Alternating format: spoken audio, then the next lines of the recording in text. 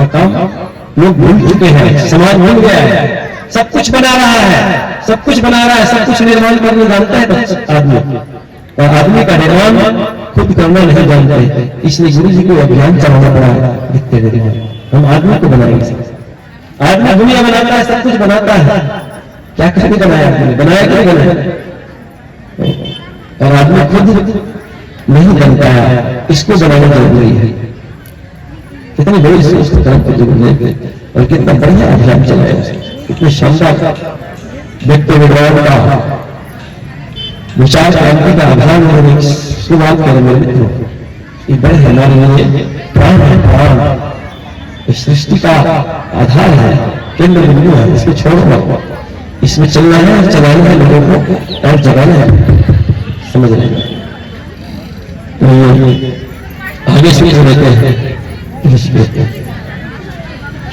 व्यक्ति परिवार का निर्माण करना चाहे गृहस्थ में, तो सबसे पहले कल पुष्पन संस्कार होगा, कितनी जोड़ी है बता रहा था अभी, तो भैया बता रहा था, कहा गया कल पुष्पन संस्कार होगा, बताया तो पुष्पन संस्कार मतलब गर्भ से ही बच्चे का निर्माण शुरू होता है। कहां से होता है? गर्भ से बच्चे का निर्माण शुरू हो जाता है। तो गर्भ अवस्था में माता को कैसे रहना चाहिए, ये रामचरित मानस बहुत सुंदर गया है। सबसे पहले तो गर्भवती माता का संस्कार, गर्भ का संस्कार यज्ञ के माध्यम से होना चाहिए, ठीक है ना, यज्ञ प्रक्रिया से, क्योंकि यज्ञ ही संस्कार की जननी है। यज्ञ से संस्कार होता है, बिना यज्ञ के संस्कार नहीं होते हैं, समझ रहे ना। इसलिए यज्ञ हमारा आधार है, संस्कार देने वाली व्यक्ति हम यज्ञ के माध्यम से, इसलिए यज्ञ के द्वारा गर्भ का संस्कार किया जाता है।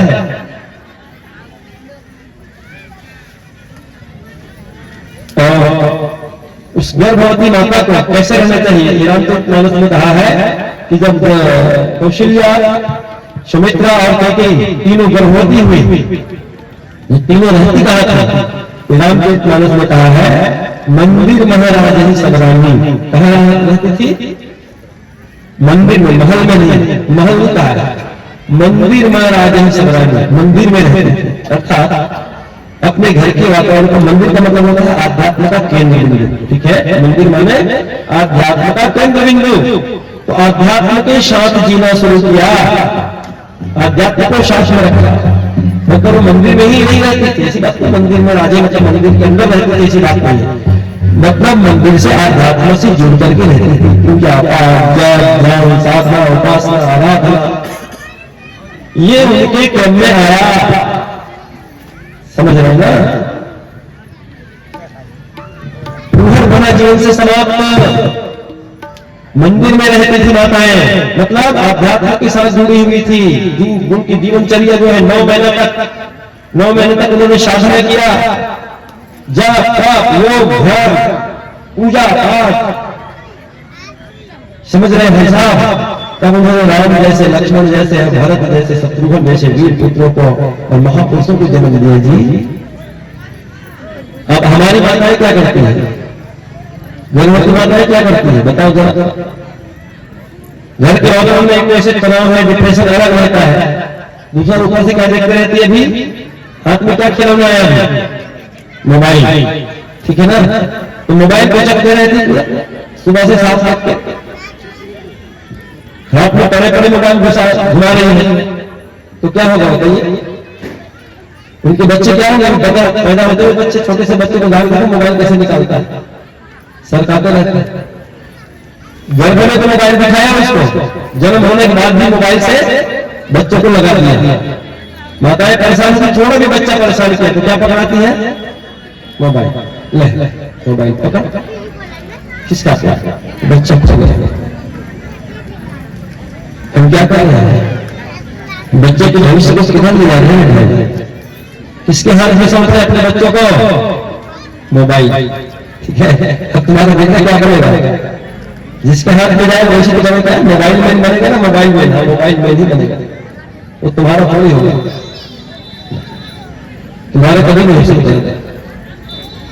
और पहले क्या होते थे, बच्चे छोटे होते थे, परेशान करते थे, दादा दादा को गोद में छोड़ते थे, कितनी बड़ी व्यवस्था थी, दादा दादी की गोद में देते थे, बच्चे को पकड़ लिया, दादा दादी क्या करते थे साहब उसको बड़े प्यार से संभालते थे इसको, अच्छी अच्छी बातें ज्ञान की अपने जीवन की समस्याओं को सुनाया करते थे, कहानी किस्सा सुनाया करते थे बच्चे ईश्वर बढ़ते थे साहब। कितने विकृति आएंगे क्या बताऊंगा आपको, समझ जितना आधुनिकता को हम बढ़ते गए, मैंने कह रहा हूं कि ज्ञान बेकार है, बहुत अच्छी चीज और हम उसका दुरुपयोग करते हुए जा रहे हैं, हम समझ नहीं पा रहे हैं, संभाल नहीं पा रहे हैं। इसलिए मैं जो चीज कहता हूं, इस दुनिया में हमारे मानव समाज धर्म तंत्र के लोग दो चीज को संभालना शुरू कर दे, अपने आप संभल जाएगा, ठीक है। दुनिया समाज अपने आप समझ जाएगा, दो चीज को संभालना शुरू कर दे, एक तो गाय, ठीक है, और दूसरा है बच्चा। गाय को और बच्चा को संभाल देगा तो पूरा समाज संभल जाएगा, धर्म तंत्र पूरा संभल जाएगा, क्योंकि धर्म को बिगाड़ता है तो आदमी बिगाड़ता है।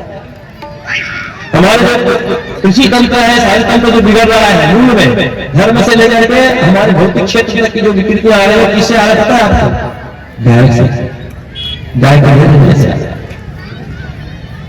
और दोनों को मैं दे रहा हूं, दोनों की उपेक्षा हो रहा है, गाय को कोई संभाल नहीं पा रहे हैं, गाय को ऐसा समझ गाय गोरू हो गया। गाय क्या हो गया है? गाय गोरू कहते हैं, गौ मानव का वजन भारी, तो गाय गोरू हो गया, उसको निकाल कर फेंको, यहां से हटा, तो गाय गोरू हो गया। जिस गाय में 35 कोटि देवता निवास करते हैं, जिसकी गोबर में लक्ष्मी निवास करते हैं, जिसकी गोमूत्र में गंगा निवास करती है, 56 प्रकार की बीमारियां बचती हैं, ऐसे गौ माता को तुम्हारे घर से बाहर निकालते हो, भूत प्रेत उनके रहने से आते नहीं है। ईमानदार से कह रहा हूं मैं, जब उस आश्रम को निर्माण किया, आप आज देखना जंगल के बीच में है वो आश्रम, पहाड़ी के नीचे रहता है, हाथी भी उससे मेरे आश्रम के बीच से 2 बार हाथी निकल के चला गया है, याद रखना। और उस आश्रम को जब मैंने शुरुआत किया तो एक गाय का पहले नाम था, उस गाय को बांध करके मैंने वहां पर अकेले रहकर उस आश्रम का निर्माण शुरू किया, समझ रहे ना, पेड़ के नीचे। वहां कहा भूत साल से भागते चलेगा नहीं। तो सारे शुभ का लक्षण हमारे जो गौ माता है, शुभ लक्षण, उसको तो हमने घर से बाहर निकाला। हर गृहस्थी के अंदर तुम्हारे गृहस्थ इसलिए अशांत है आज ज्यादा, तुमने इसी शांति के माध्यम में गौ हमारा निकाल दिया। शांति के माध्यम हमारे तुलसी का पौधा है, वो हमारे घर में रहता नहीं है। एक एक शास्त्र के माध्यम हमारे ऋषि मुनियों ने जो बताया है, गृहस्थ के आश्रम, हमारे घर को आश्रम कैसे बना सकते हैं, बहुत सारे तत्व है, तंत्र है हमारे संस्कृति में, उनको हम अपने घर से हटाते हुए चले गए। परिणाम क्या हुआ? हमारे घर क्या करता है, जब गाड़ी बिगड़ जाती है क्या करते हैं, घर की आवाज आती है तो घर तुम्हारा घर करा, आवाजें आ रही, घर से आवाज आ रही है, घर हो गया, गृहस्थ आश्रम नहीं रहा। जबकि प्रत्येक हमारे भारतीय संस्कृति में, हमारे हिंदू संस्कृति में, भारत की संस्कृति में घर नहीं कहते थे, आश्रम कहते, गृहस्थ आश्रम, गृहस्थ आश्रम। और साधु संत उसी के घर पानी पीते थे, जिसके घर में गाय होती थी और तुलसी का पेड़ होता था, उन्हीं के घर पानी पीते थे। अन्यथा उनके यहाँ पानी नहीं पीते थे, इनके यहाँ गाय नहीं, तुलसी नहीं, हिंदू है कि नहीं, क्या भरोसा। ये परिवर्तन आया, इतना बदलाव आया, उसी को कहते हैं उल्टे उलट कर सीधा करना। गुरु जी का सूत्र है, उल्टे को उलट कर सीधा करना। जो उल्टा चल है उसको सीधा करा, वापस लौट के आओ, छोड़ा है तो वापस आओ, स्थापित करो। समझ लो, इस सारी विकृति हमारे अंदर में आती है। और बच्चे को नहीं संभाल पा रहे हैं, कौन संभाल पा रहा है अपने बच्चे को? बताइए। 3 साल का बच्चे को हम कहां भेजते हैं अभी? कहां भेजते हैं 3 साल के बच्चे को? बच्चे 3 साल को जाते थे, कहां भेजते हैं? आंगनबाड़ी भेजते हैं, ठीक है ना। और आंगनबाड़ी में कितने बच्चे होते हैं साहब? कम से कम 10-5 बच्चे तो होते हैं। और वहां पढ़ाने वाली, संभालने वाली महिलाएं कितनी होती, माताएं? मुश्किल से 2 जने, ठीक है। 10 बच्चे को 10 से भी ज्यादा होता है कई जगह, वो 10 बच्चे को 2 जने महिला कैसे संभालेगी? जिनको खिलाने पिलाने की भी व्यवस्था करना है, सारी चीज करना, संभालेंगे। आप अपने एक बच्चे को नहीं संभाल पा रहे हो, उसको 3 साल के बच्चे को तुम भेज रहे हो बाहर, जबकि 3 साल के बच्चे को मां की जरूरत है, प्यार की जरूरत है, उनको सहानुभूति की जरूरत है, दया की जरूरत है, उनको करुणा की जरूरत है, संवेदना की जरूरत है। और उस समय तुम बच्चे को निकाल के दूसरे के हाथ में दे दिया, और क्या करेगी? आपने देखा कभी जाकर क्या करते हैं?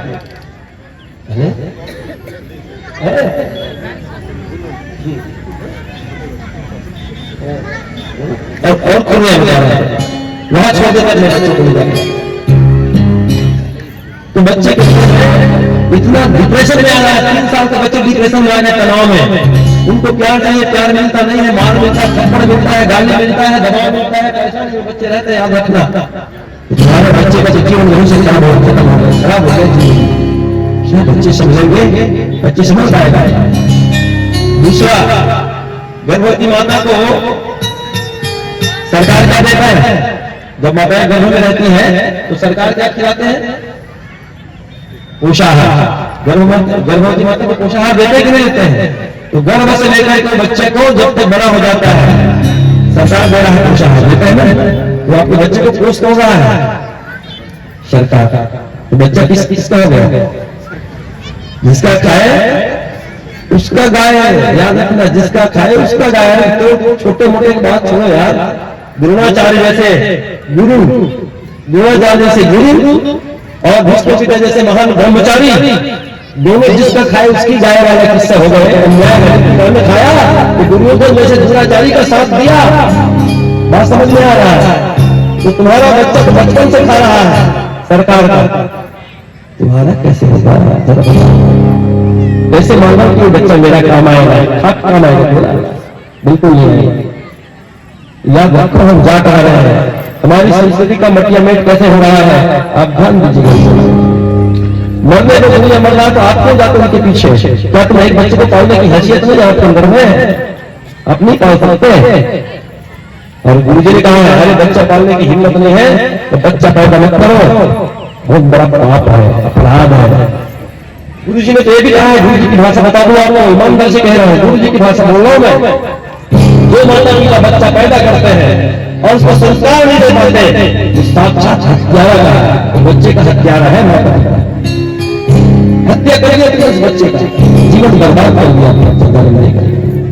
हमें सद्गुणों का खजाना मिला है, मगर व्यर्थ में ही, मगर व्यर्थ में ही लुटाना मना है, मना है।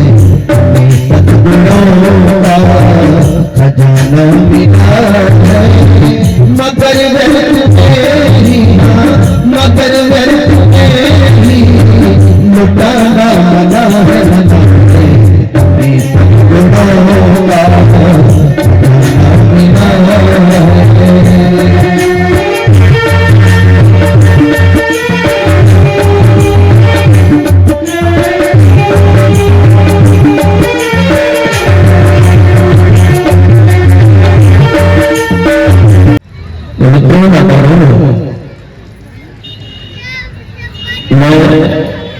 बालोद जिले में एक जगह कथा कर रहा था, तो वहाँ कथा कराने वाला बालोद जुआना में लीडर है दिनेश देवलन, वो कथा करवाया। मैं इसी बात को बोल दिया कि दो चीज नहीं समझ पा रहा है, तो गौ माता को नहीं समझ रहा है, अपने बच्चे को नहीं समझ पा रहा है। तो उसने मेरे से पूछा कि महाराज, गाय माता का तो सही दिखता है, सब छोड़ दे रहे हैं, और बच्चे की नाम हो रहा तो समझ लगा हम अपने बच्चे को तो वहां पूछो, कितने व्यवस्था दे रहे हैं, वहां पढ़ा रहे हैं, वहां पढ़ा रहे हैं, बताया। अच्छा बेटा दिनेश बैठ समझ में आ जाएगा। चलो बताओ, तुम जाने कब जाता है, कितने बजे? मैं घर से 9 बजे निकल जाता है, 10:30 बजे निकल जाना, 9 बजे निकल जाता है। अच्छा बता, आते करो तो 5:30 बजे तो ऑफिस बंद होता है आचार्य जी, वहां से आते आते तो मुझे 8 बज जाता है। अच्छा, अब बताओ कि अपने बच्चे को कितना समय देता है? दांत में तोड़ दिया, ठीक है, अपने बच्चे के लिए कितना समय देता है? उसके बाद आने बात तो पढ़ता क्या है, मोबाइल में लगता है, क्योंकि ड्यूटी पीरियड में मोबाइल देखता नहीं है, 8 घंटे बंद रहता है। तो घर में आते तुम किस में खो जाते हो? मोबाइल में। और दुनिया भर की फोन तुम्हारे पास आ रहा है और तुम भी कर रहे हो मोबाइल। बच्चे को कितना समय से बताइए ईमानदारी से, प्रतिदिन अपने बच्चों को कितना समय देते हैं? सब कोई समझ जवाब नहीं देता।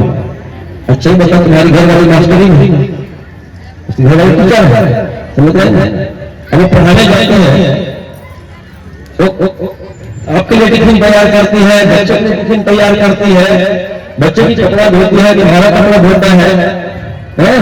ये सब उसी में टाइम निकल गया, सुबह शाम का समय आते फिर वही किचन में लग गई। अब बताओ बच्चे कहाँ हैं? तुम्हारे बच्चे के साथ कौन है मुझे बताओ। तो पैसा संभालेगा क्या तेरे बच्चे को?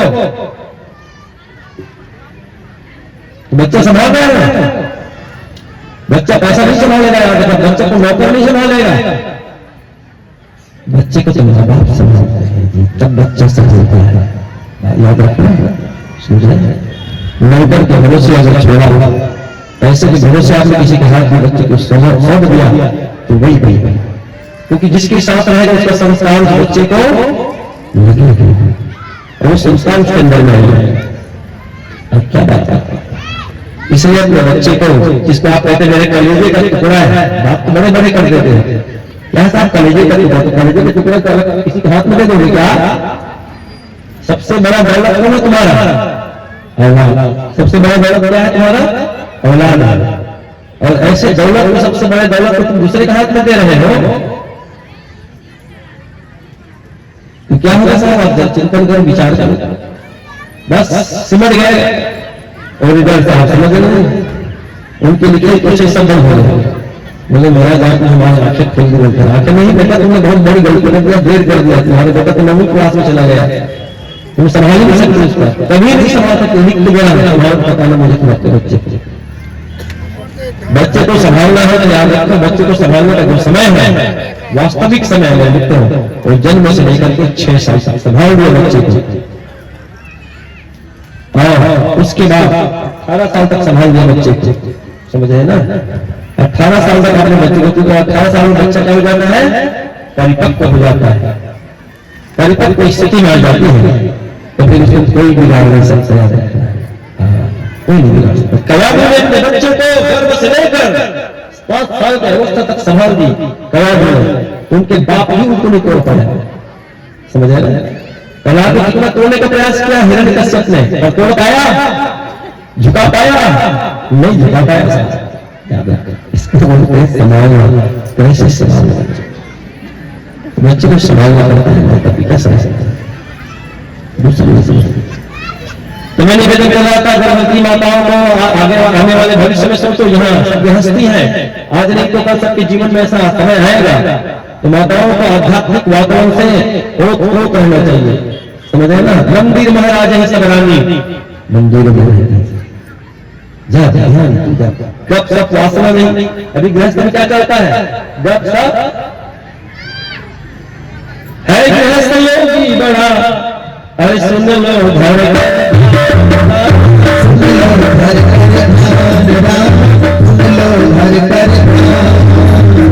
योगी। गृहस्थी को क्या होना चाहिए? योगी है, गृहस्थ योगी बड़ा, सुन लो घर का ध्यान, संयम सेवा साधना, अरे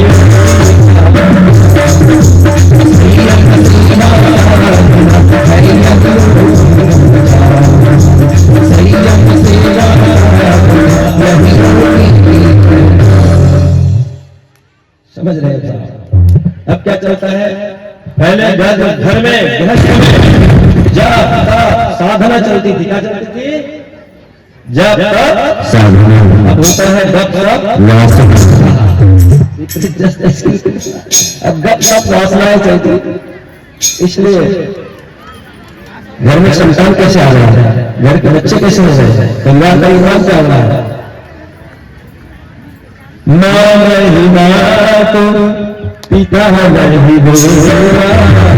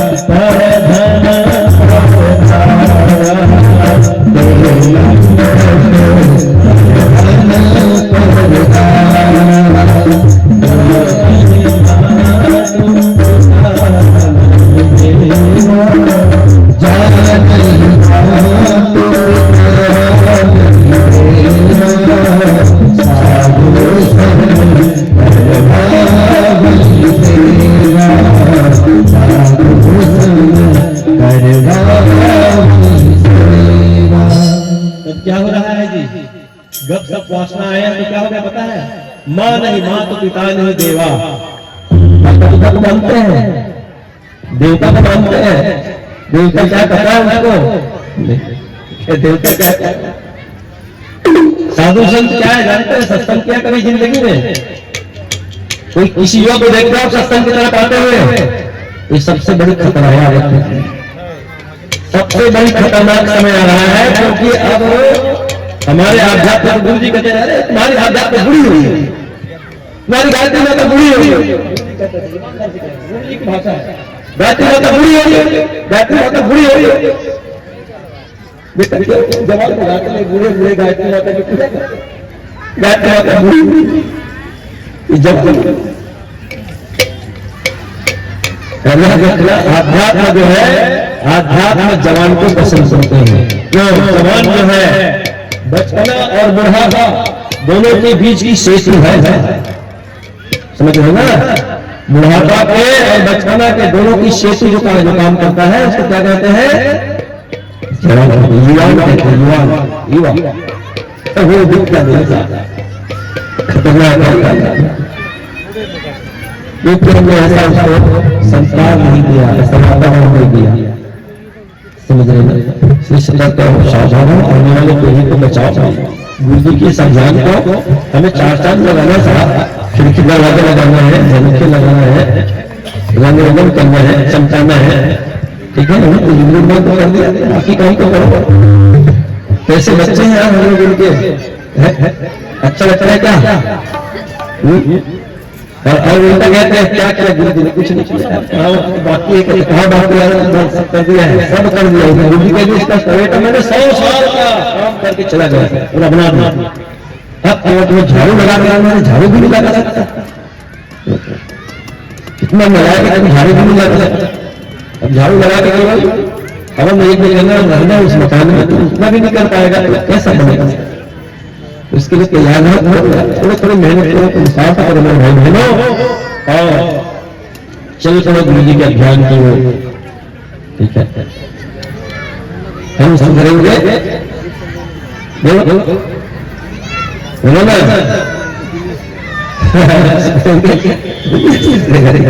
पहले हम बदलेंगे, हमारे घर परिवार का संस्कार का वातावरण बदलेंगे, घर घर जाकर के अलग जगह काम हमें करना है, हमारी जिम्मेदारी है। ईमानदारी से कहते हैं समय कभी माफ नहीं करेगा आत्मा को, खास करके हमारे जैसे लोगों को। चुपचाप अगर बैठ गए ना, बिल्कुल जमाना माफ नहीं करेगा। जानकार आदमी था, बिल्कुल कितना चुपचाप बैठा था, कुछ नहीं किया। ऐसे लोग मुझे दिखाएंगे, पक्का बता रहा हूँ आपको। समझ रहे हैं? सब कहेंगे होशियार आदमी जानता था और कुछ नहीं किया, केवल गाते रहे, चिल्लाते रहे, काम कुछ नहीं किया, ऐसे कहेंगे। इसलिए काम करने के लिए चल करो, लोगों को जगाओ, खुद जागो, जगाओ, जंगल में चेतना को भरो, गुरु जी की बात बताओ। ठीक है ना? बच्चों को समाओ, संसार सारा चलाओ, जगह जगह संस्कार करो बच्चों को। ठीक है ना? और परिवर्तन आता है, निर्माण किसका करेंगे आप? भाई जो 60 साल का आदमी होगा उसका क्या निर्माण करोगे? तो निर्माण हो चुका है। ठीक है? 20 साल का होगा उसका क्या निर्माण करोगे? वो अपने आप बदल गया तो बात अलग है। ठीक है ना? और आप उसका निर्माण नहीं कर सकते। निर्माण तो भैया 6 साल के बच्चे, 5 साल के बच्चे हैं, गर्भ से निर्माण शुरू होता है, पर आगे चलते 5 साल के बच्चे का से लेकर के आप निर्माण कर सकते हैं। निर्माण गुरु जी ने इसी निर्माण की बात कहा है, बेटा इनका निर्माण करो, क्योंकि आने वाले भविष्य की धरोहर है। यही बच्चे निर्माणी बनेंगे, यही इसको आगे लेके जाएगा।